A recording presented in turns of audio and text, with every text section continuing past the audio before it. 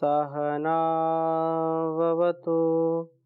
सहनौ भुनक्तु सह वीर्यं करवावहै तेजस्विनावधीतमस्तु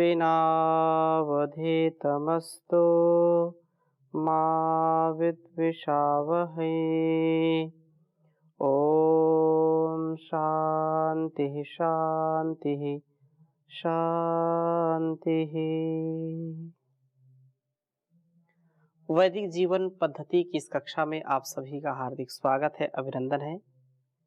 ऋग्वेद के चतुर्थ मंडल का स्वाध्याय हम कर रहे हैं और इस चतुर्थ मंडल के 30वें सूक्त तक हमने बहुत सुंदर चर्चा सुनी, पढ़ी, समझी और इस अध्यात्म विद्या को, आत्मविद्या को, जो हमको सदा सुपथ की ओर ले चलने वाली है, कुपथ से, कुपंद से, कुमार्ग से बचाने वाली है, ऐसी विद्या को हम आत्मसात करें। इस विद्या के ही बल पर हमारे ऋषि मुनियों ने, महापुरुषों ने अपने जीवन को धन्य किया और इस जगत को भी उन्होंने धन्य किया, क्योंकि मनुष्य का जन्म हम सबके लिए पूर्व जन्मों के जो पुण्य आशय हैं, पुण्य कर्म हैं, उनके ही द्वारा हमारा हर प्रकार से कल्याण होता है। और जो पूर्व जन्म के कर्म हैं, सदकर्म कहें, शुभ कर्म कहें, पुण्य कर्म कहें, जिनके फल के रूप में हमको यह मानव का जीवन मिला है। हम भोग योनि, कर्म योनि दोनों में अपने जीवन को जीते हैं, अर्थात उभय योनि है मनुष्य का जीवन। और इस मनुष्य के जीवन में यदि ईश चिंतन नहीं किया, उस जगदीश का चिंतन नहीं किया, परमात्मा की उपासना नहीं की, तो जीवन हमारा निरर्थक हो जाएगा। हम अपने जीवन को एक प्रकार से, यह किराए का घर है संसार, और यह शरीर भी, जो हमने शुभ कर्म किए हैं, जो हमने सदकर्म किए हैं, उन कर्मों के बदले में हमको यह जीवन मिला है। और अब हम जो कर्म कर रहे हैं, उन कर्मों का परिणाम हमको आगे मिलने वाला है। इसलिए हम प्रभु की शरणागति को प्राप्त करें, क्योंकि प्रभु सबका कल्याण करते हैं, अत्यंत कल्याणकारी हैं। वे प्रभु ही हमारा रक्षण करने वाले हैं। हम इस प्रकार से जब सुंदर और जीवन को सुख पूर्वक जीना चाहते हैं, तो निसंदेह हमारे लिए यह अत्यंत महनीय ज्ञान होगा। वेदों का ज्ञान सबसे महान है और सबसे उत्तम ज्ञान है। आइए हम पुनः आज 31 सूक्तम अर्थात 31वें सूक्त के पहले मंत्र का स्वाध्याय करेंगे, और जिसमें बहुत ही सुंदर प्रार्थना की है, चर्चा की है। वेद मंत्र प्रथम आपके समक्ष लिखता हूं, फिर चर्चा करूंगा। ओम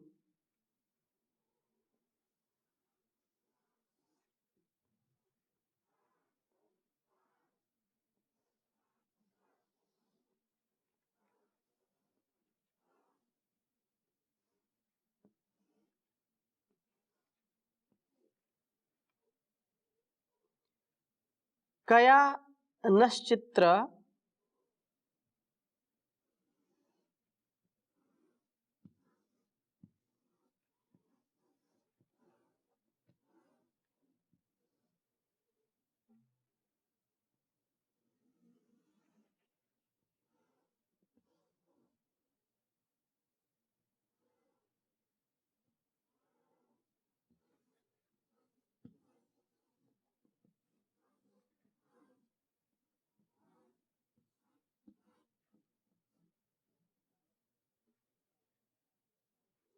आ भुवदूती, आ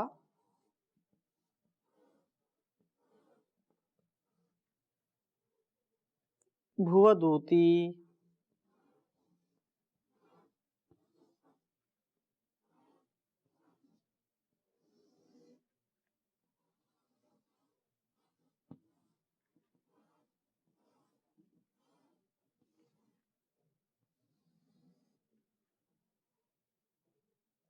सदा वृधः सखा।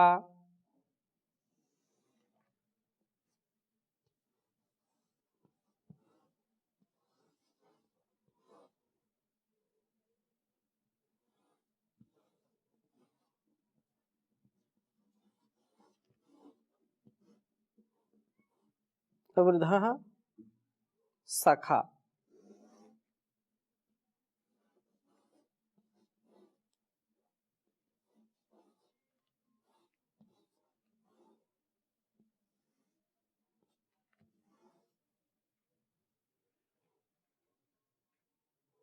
कया सचिष्ठया वृता।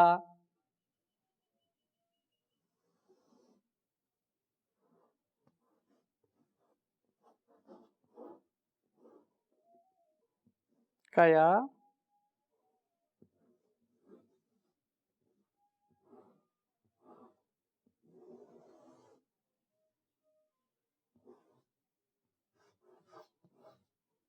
सचिष्ठया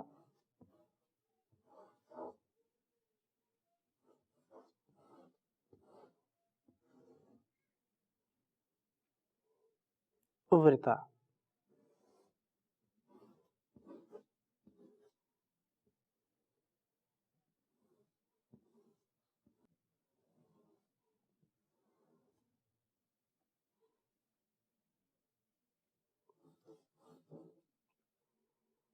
ऋग्वेद के चतुर्थ मंडल के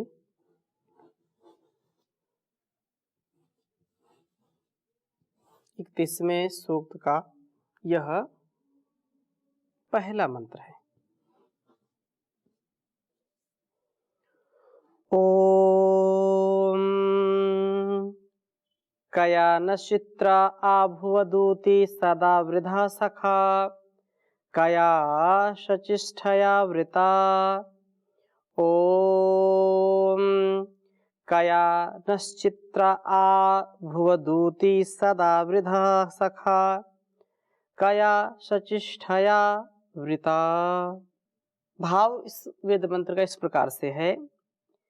चित्रः वे जो पूजनीय हैं, जो चायनीय हैं, सदा वृधः सदा से बढ़े हुए, सखा हमारे मित्र प्रभु, वो मित्रों का भी मित्र है, बहुत ही हमारा अतिशय कल्याण चाहने वाला है।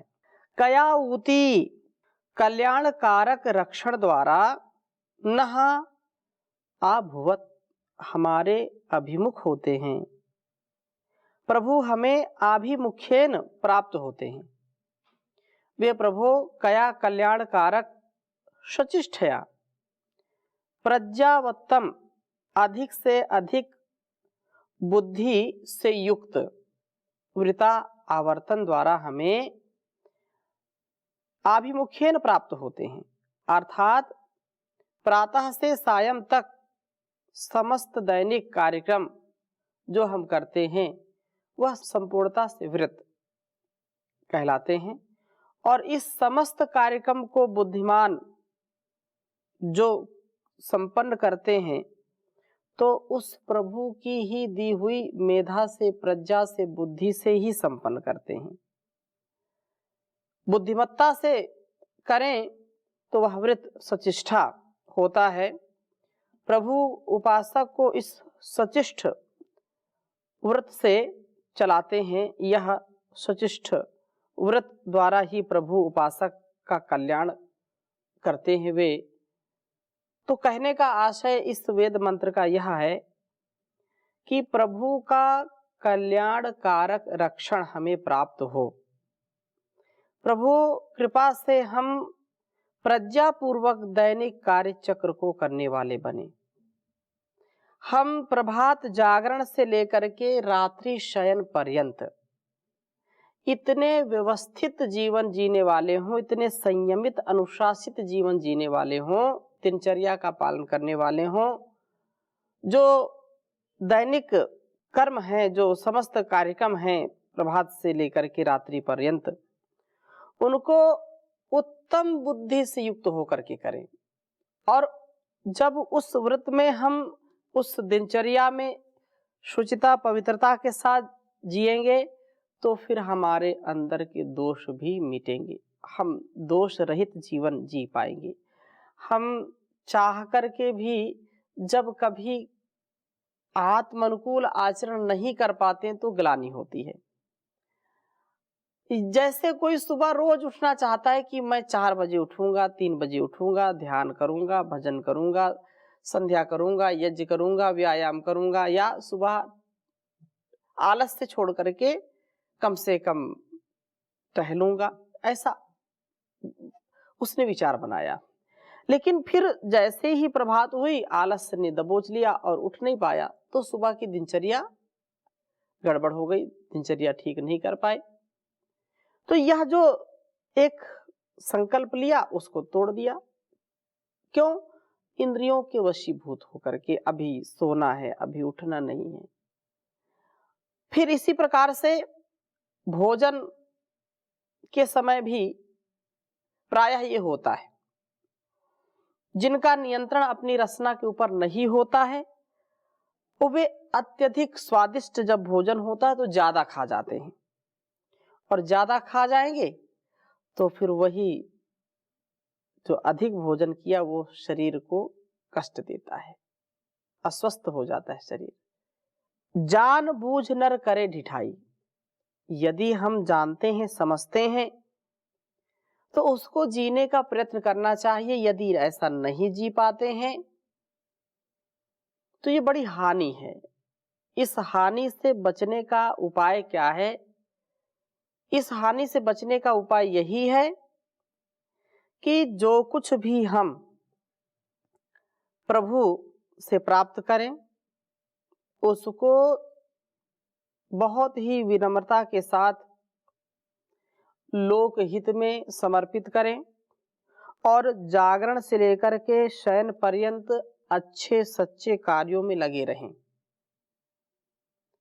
यदि खाली बैठेंगे, निठल्ले बन करके, प्रमादी आलसी बन करके बैठेंगे तो अनावश्यक विचार, अनावश्यक विकार आएंगे, और सचिष्ट वृत्त जो हमारे हैं वो नहीं हो पाएंगे। प्रभु कृपा से हम प्रज्ञा पूर्वक, बुद्धि पूर्वक, समता पूर्वक, विवेक वैराग्य पूर्वक इसको जी नहीं पाएंगे। और जब विवेक वैराग्य युक्त जीवन नहीं जिएंगे, शुचिता पवित्रता से जीवन को नहीं जिएंगे, तो कैसे कल्याण होगा? अर्थात कल्याण हो ही नहीं सकता है। इसलिए प्रभु का कल्याणकारक जो रक्षण का स्वभाव है वो अत्यंत कल्याणकारी है। तो उस कल्याणकारी स्वभाव की प्राप्ति हमारे अंदर भी हो, हम कल्याण से परिपूर्ण हो जाएं, और कल्याण से परिपूर्ण होंगे तो हमारा आलस्य प्रमाद दूर होगा, हम आनंदमय सत्यनिष्ठ जीवन जी पाएंगे। इसी चर्चा को अगले वेद मंत्र में कहा है, ओम कस्त्वा सत्यो मदानाम महिष्टो मत्संधसः दृढ़ा चिदारुजे वसु। कहा आनंदमय, सत्य जो सत्य स्वरूप, मदानाम महिष्ट, आनंदों का सर्वाधिक जो देने वाला है। जो संसार का क्षणिक सुख चाहते हैं वे दुख भोगेंगे। जहां सुख है वहां दुख है, जहां मजा है वहां सजा है, जहां प्रसन्नता है वहां अप्रसन्नता भी है, जहां संतुष्टि वहां असंतुष्टि भी है, जहां अपेक्षा है वहां उपेक्षा भी है। सुख है तो दुख है, लाभ है तो हानि है, जय है तो पराजय है। ये सब संसार का विचित्र चलचित्र हमारे सामने है एक प्रकार से। तो इस विचित्र सांसारिक व्यवहार में सब कुछ ईश्वर ने बनाया है, लेकिन जो शाश्वत का सुख चाहता है, शाश्वत आनंद की अनुभूति चाहता है, तो वह जब इसमें निमग्न हो जाता है, अष्टांग योग का पालन करने से, समाधि युक्त जीवन जीने से, वेदोपदेश को अपने जीवन में उतारने से, जो कुछ भी उसके जीवन में घटित होता है उससे इस संसार का वह अतिशय कल्याण कर सकता है। अपने भोगों पर, अपने रोगों पर विजय प्राप्त करने के लिए व्यक्ति को आलस्य रहित, प्रमाद रहित जीवन को जीने का प्रयत्न करना चाहिए। तो इसलिए यहाँ पर आनंद की हम चर्चा कर रहे हैं। आनंद का उल्टा नहीं है, जैसे सुख का उल्टा दुख है, लाभ का हानि है, जय का पराजय है, मजा है तो सजा है। लेकिन आनंद का कोई विपरीत शब्द नहीं है। यदि आनंद से युक्त जीवन जिएंगे तो और आगे बढ़ते चले जाएंगे, आनंद से परमानंद की प्राप्ति तो हो जाएगी। इसलिए आनंदमय जीवन जीने का प्रयत्न करें। और संसार के राग द्वेष छल कपट जो छोटे छोटे संकीर्ण व्यवहार हमारे सामने दिन भर आते रहते हैं, उनसे विचलित नहीं होना। अपने स्वभाव में एक अनुभूति हो कि मैं आनंदित हूं, आनंदमय सत्यनिष्ठ हूं, और वह आनंदमय है। रसो वै सः सत्यम ज्ञानम अनंतम ब्रह्म, आनंद स्वरूप है। तो वह प्रभु आनंद से युक्त है, सबको आनंद देने वाला वह प्रभु त्वा तुझ उपासक को अंधसः सोम के द्वारा मत सत आनंदित करे। अर्थात जिसके जीवन में ब्रह्मचर्य है, जिसके जीवन में इंद्रियों पर नियंत्रण है, उसको संसार के सभी जन स्नेह करेंगे, चाहे रंक हो या राजा हो।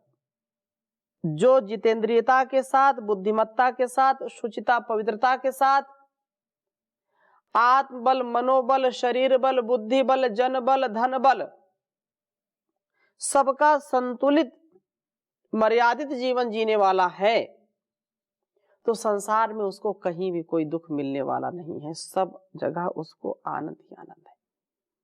इसलिए इस सोम के धारण करने से व्यक्ति अंदर से आनंदित रहता है, अंदर से ही बहुत परिपूर्णता का अनुभव करता है। संसार का कार्य तो करेगा, लेकिन वो निर्लेप भाव से करेगा, वो दुख रहित करेगा। जो भी चीजें आएंगी उनको स्वीकार करते हुए, जो कार्य की उसके काम की है लेना, जो काम की नहीं है उसको बाहर कर देना। चाहे विचार हो, चाहे व्यक्ति हो, चाहे स्थान हो, किसी भी प्रकार से हम जीवन को ठीक ठीक पथ पर आगे ले जाएं, सुपथ पर। तो इस प्रकार से इस सोम के मद में यह उपासक दृढ़ा चित्त, अत्यंत दृढ़ भी वसु काम क्रोध लोभ के निवास स्थानों को आरुजे तोड़ने के लिए समर्थ होता है। कहने का आशय क्या है कि यदि व्यक्ति सोम रक्षण करता है, ब्रह्मचर्य का पालन करता है, रस रक्त मांस मज्जा मेद अस्थि शुक्र वीर्य आदि का धातुओं का जो पुष्टि करता है, अर्थात उनको परिपक्व करता है और जीवनी शक्ति को बढ़ाता है, तो इस प्रकार से ये जो अत्यंत दृढ़ है काम क्रोध लोभ मोह, तो ये सोम जब हमारे अंदर, कहते हैं कि महर्षि ब्रह्मचर्य प्रतिष्ठा या वीर लाभ, जो ब्रह्मचर्य की प्रतिष्ठा करता है, ब्रह्मचर्य से युक्त जीवन को जीता है, उसको संपूर्ण उत्साह मिलता है, एक पल का भी नैराश्य उसके जीवन में नहीं होता है। इंद्रियां भी स्वस्थ होती हैं, मन की प्रसन्नता भी रहती है, चिड़चिड़ापन नहीं होता है, कांतिहीनता नहीं आती है, देदीप्यमान मुखमंडल होता है, वाणी में भी सौष्ठव और जो है सुंदरता आ जाती है, शरीर के साथ साथ तेजस्वी व्यक्ति हो जाता है और ओजस्वी उसका प्रबोधन होता है।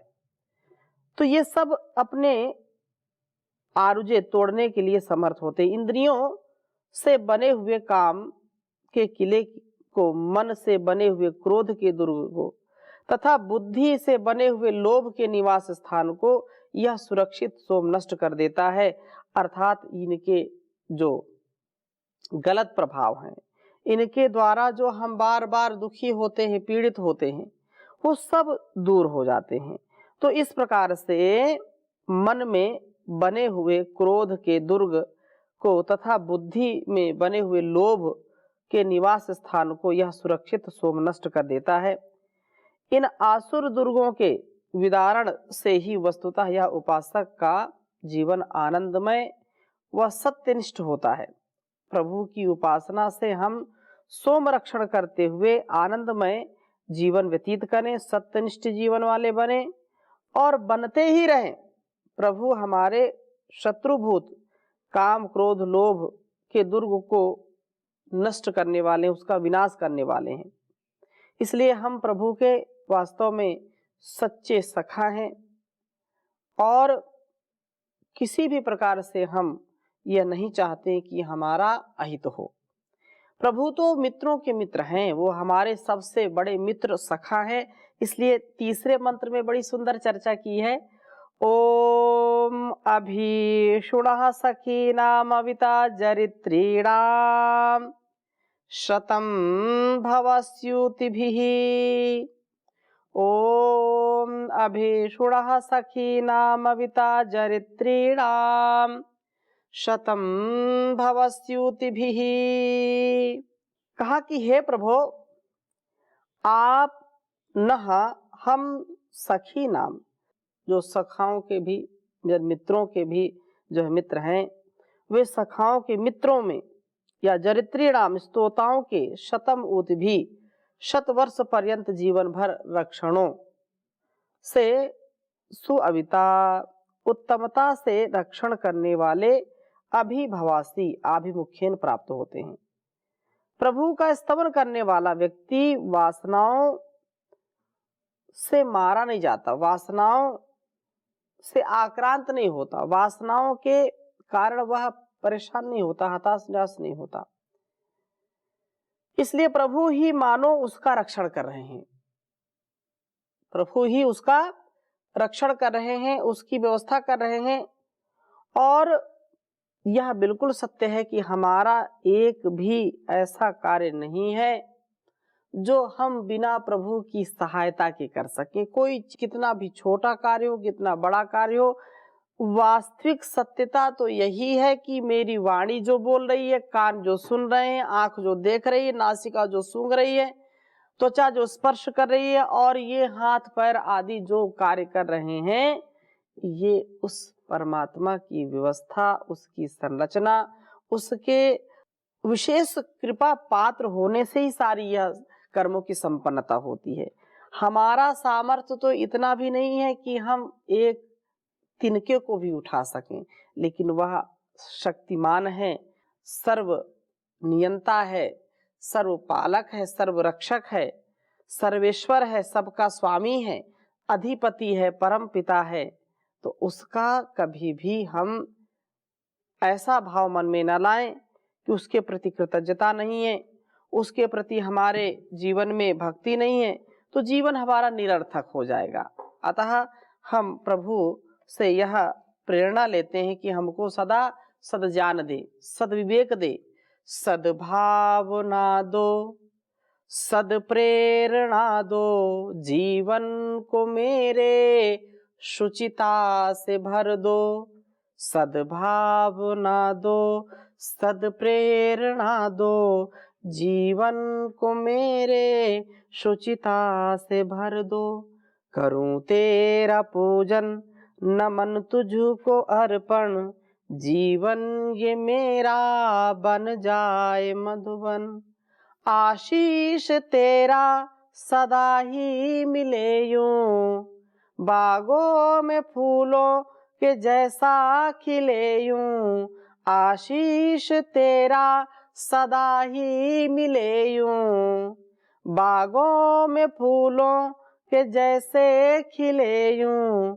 है संगीत तुझसे, मुझे प्रीत तुझसे, हमारी कहानी की हर रीति तुझसे। सद्भावना दो, सद्प्रेरणा दो, जीवन को मेरे शुचिता से भर दो। तू ही मेरा ईश्वर, तू ही मेरी पूजा, तू ही मेरा ईश्वर, तू ही मेरी पूजा, तुझे ही मैं चाहूं, न तुझसा है दूजा। तू है मेरी जरूरत, ए ममता की मूरत, जहां से भी प्यारे लगे तेरी सूरत। सद्भावना दो, सद्प्रेरणा दो, जीवन को मेरे शुचिता से भर दो। प्रभु प्यार तू है, सहारा भी तू है, सखा भी तू मेरा, किनारा भी तू है। तू ही राह मेरी, तू ही मेरी मंजिल, तू ही मेरी कश्ती, तू ही मेरा साहिल। तुझ में छिपी है कोई दिव्य शक्ति, तू मुझ में भी भर दे वही दिव्य भक्ति। तू वेदों की वाणी, ऐ जग की कहानी, ये दुनिया भी तेरी प्रेम दीवानी, ये दुनिया भी तेरी प्रेम दीवानी। सद्भावना दो, सद्प्रेरणा दो, जीवन को मेरे शुचिता से भर दो। ओम शांति शांति शांति।